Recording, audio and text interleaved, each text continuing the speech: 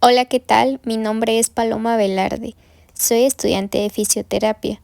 El día de hoy nos encontramos en Top GDL y les voy a hablar sobre la crioterapia. La crioterapia se refiere al conjunto de procedimientos que utilizan el frío en la terapéutica médica. Emplea muy diversos sistemas y tiene como objetivo la reducción de la temperatura del organismo. Esta reducción provoca una serie de efectos fisiológicos beneficiosos y de gran interés para diversas enfermedades. Es una terapia que se mueve dentro de un amplio rango de posibilidades, desde la técnica más sencilla de aplicar una compresa fría hasta la aplicación de una costosa y compleja cámara de frío, pero sin dudas constituye un método muy eficaz de defensa frente al daño ístico agudo. Este tipo de crioterapia se aplica sobre la piel, pero puede hacer disminuir la temperatura de los tejidos profundos en la zona de aplicación, incluyendo los tejidos intraarticulares. El frío causa vasoconstricción cutánea, tanto directa como indirectamente. La activación de los receptores cutáneos de frío estimula directamente la contracción del músculo liso de las paredes de los vasos. El enfriamiento de los tejidos disminuye la producción y liberación de reguladores de la vasodilatación, como histamina y prostaglandinas, dando lugar a una vasodilatación reducida. La disminución de la temperatura del tejido causa también una activación refleja de las neuronas simpáticas adrenérgicas, causando una vasoconstricción cutánea en la zona expuesta al frío y en menor medida en las zonas distantes del punto de aplicación de frío. Se piensa que el frío reduce también el flujo sanguíneo al aumentar la viscosidad, aumentando por tanto la resistencia al flujo. Cuanto menor sea el flujo de sangre que circula a través de la zona enfriada, menor será la cantidad de sangre que se ve reducida en temperatura y menor será el efecto de enfriamiento sobre las zonas del sistema circulatorio. Puede producirse vasodilatación cuando se aplica el frío durante periodos más prolongados o cuando la temperatura del tejido desciende por debajo de 10 grados Celsius. Luego de 15 minutos de aplicación, se presenta un ciclo de vasodilatación y vasoconstricción sucesivas, que representa la reacción del organismo para mantener la temperatura corporal y evitar el daño ístico. Cuando la vasodilatación es un objetivo de la intervención, no se recomienda la utilización de crioterapia porque no es una respuesta que aparezca de forma consciente. El frío puede disminuir la velocidad de conducción tanto de los nervios sensitivos como de los motores. El efecto más significativo se produce sobre las fibras mielinizadas y pequeñas, mientras que las fibras grandes y amielínicas son las que experimentan un menor cambio en la conducción. La estimulación de los receptores cutáneos del frío, al enfriarlos, puede proporcionar impulsos sensitivos suficientes para bloquear total o parcialmente la transmisión de estímulos dolorosos a la corteza cerebral, aumentando así el umbral del dolor y disminuyendo la sensación de dolor.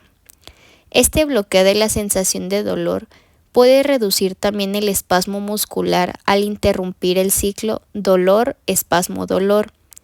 La crioterapia puede reducir también el dolor asociado a una lesión aguda al reducir el flujo de sangre en una zona y al disminuir la velocidad de las reacciones relacionadas con la inflamación aguda, controlando así la formación del edema posterior a la lesión. La crioterapia se puede utilizar para controlar la inflamación aguda y acelerar así la recuperación después de una lesión o un traumatismo. La crioterapia reduce directamente el calor asociado a la inflamación al disminuir la temperatura de la zona sobre la cual se aplica. La disminución del flujo sanguíneo causada por la vasoconstricción y el aumento de la viscosidad de la sangre, junto con la disminución de la permeabilidad capilar asociados a la crioterapia, impiden el movimiento de líquido desde los capilares al líquido intersticial, controlando así la pérdida de sangre y líquido después de un traumatismo agudo. La aplicación inmediata ayuda a reducir el sangrado y el edema, por tanto, Cuanto antes se aplique la intervención, mayor y más inmediato será el posible beneficio. Finalmente, la crioterapia previene también en parte el daño microvascular al disminuir la actividad de los leucocitos, los cuales dañan las paredes de los vasos y aumenta la permeabilidad de los capilares. Estos efectos reducen el enrojecimiento y el edema asociados a la inflamación. Se considera que la crioterapia controla el dolor al disminuir la actividad de las fibras del dolor A delta y bloqueándolo a nivel medular. El control del edema y del dolor asociados a la inflamación limita la pérdida de funcionalidad que se produce en esta fase de la cicatrización de los tejidos. Así que se recomienda aplicar la crioterapia inmediatamente después de que se produzca la lesión y durante toda la fase inflamatoria aguda. Por todo esto, muchas son las acciones terapéuticas empleadas después de un trauma, que se dirigen a prevenir o disminuir el edema tanto en su fase inicial como para combatir los factores que la perpetúan. La crioterapia ha resultado satisfactoria en el manejo del espasmo y la espasticidad, tanto en pacientes con daño cerebral congénito como en el daño adquirido en pacientes con enfermedad cerebrovascular. También en caso de artritis u otras enfermedades reumáticas, se ha reportado muy buenos resultados al utilizar la criocinética, que es la combinación de crioterapia con movilizaciones y ejercicios para disminuir el dolor y aumentar la estabilidad articular. Se ha podido comprobar que esta combinación puede dar mayor funcionalidad. Finalmente, es importante mencionar también que aunque la crioterapia es una intervención relativamente segura, su uso está contraindicado en algunas circunstancias y se debería aplicar con mayor precaución en otras. Por ejemplo, si el paciente no tolera tal grado de frío, tiene alterada la sensibilidad y lo puede percibir como amenaza, o en enfermedades o zonas con mala circulación, porque en vez de producir efectos limpiadores o drenadores, vamos a poner al cuerpo en estado de alerta y puede empeorar la condición, entre otras más como se muestran en la diapositiva. Hay una variedad de usos o técnicas de aplicación de la crioterapia, pero debemos seleccionar un agente que se ajuste a los relieves de la zona a tratar para mantener un buen contacto con la piel del paciente.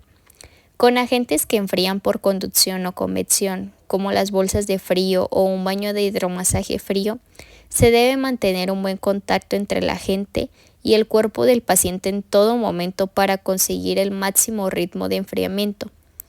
Para el enfriamiento breve, la mejor opción es un agente que sea rápido de aplicar. Cualquiera de los agentes de enfriamiento descritos en esta diapositiva puede estar disponible para su uso en un entorno clínico o el paciente lo puede usar fácilmente en casa, como son las bolsas de hielo, vasos de hielo, bolsas de frío, las bolsas de hielo y el masaje con hielo son las formas menos costosas de aplicar la crioterapia, mientras que las unidades de compresión fría son las más caras. En entornos deportivos es más fácil que encontremos los geles o los sprays que son como de vapor frío. Esto sería todo de mi parte. Muchas gracias por su atención.